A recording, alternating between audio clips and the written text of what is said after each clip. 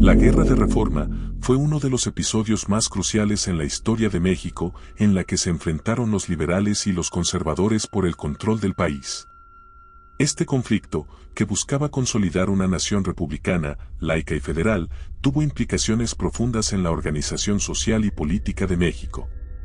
Sin embargo, los relatos históricos tienden a enfocar la narrativa en los ideales del bando liberal, dejando en las sombras algunas de las decisiones y prácticas cuestionables de este grupo.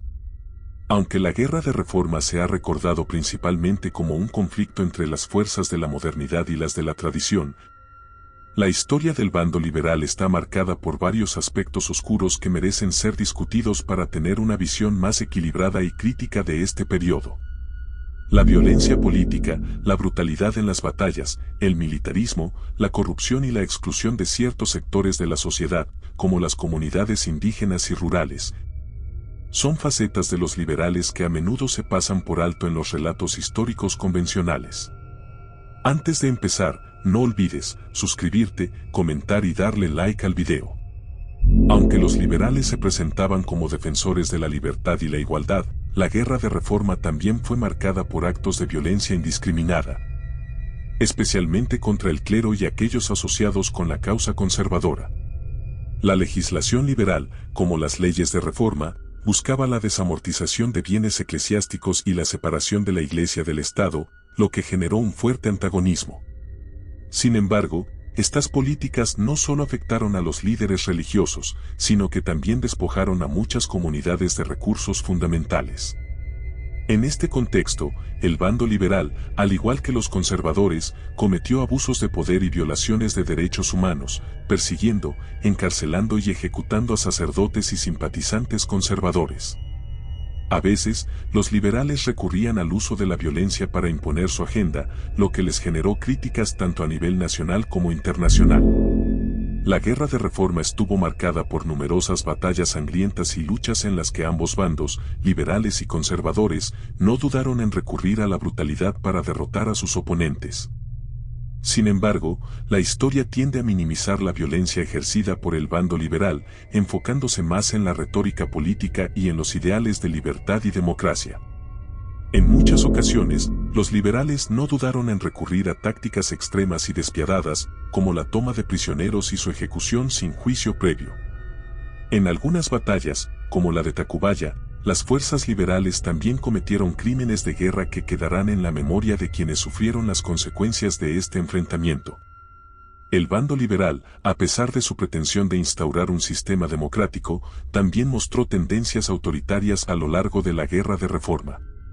Uno de los aspectos más oscuros fue el control del poder central por parte de un pequeño grupo de caudillos militares, entre ellos Benito Juárez, que se convirtió en una figura clave en la lucha. La figura del caudillo no solo fue característica del bando conservador, sino que también prevaleció entre los liberales, quienes concentraron el poder en manos de unos pocos.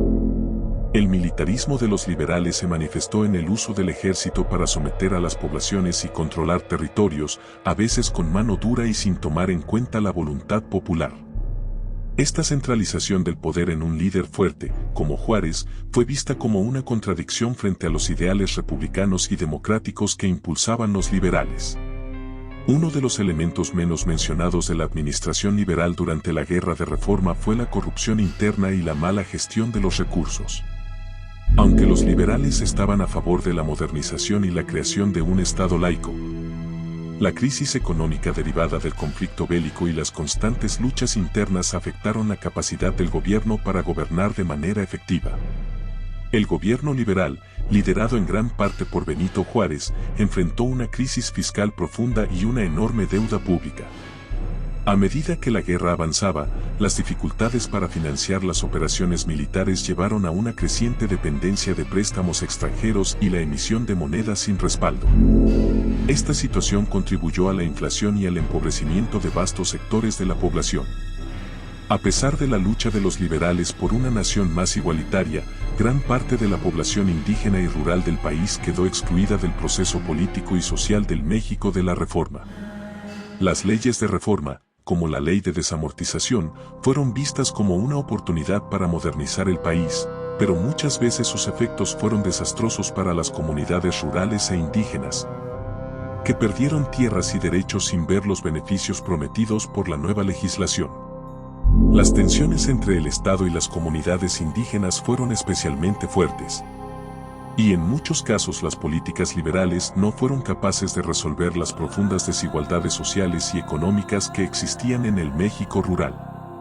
De hecho, la Guerra de Reforma, como muchas otras luchas internas, no logró satisfacer las demandas de justicia y equidad de los pueblos originarios, sino más bien solo beneficio al grupo de poder de turno.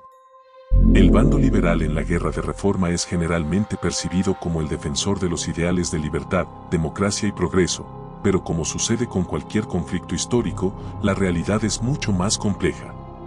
Es importante reconocer que, al igual que los conservadores, los liberales no fueron ajenos a las contradicciones de sus propios ideales, y su lucha por la modernización estuvo marcada por la violencia y el autoritarismo. La Guerra de Reforma fue un conflicto complejo, donde las promesas de una nación justa y democrática no se cumplieron, y las víctimas del conflicto, muchas veces, fueron las clases más vulnerables. Yo me despido, no sin antes decir que sabemos y que creemos saber.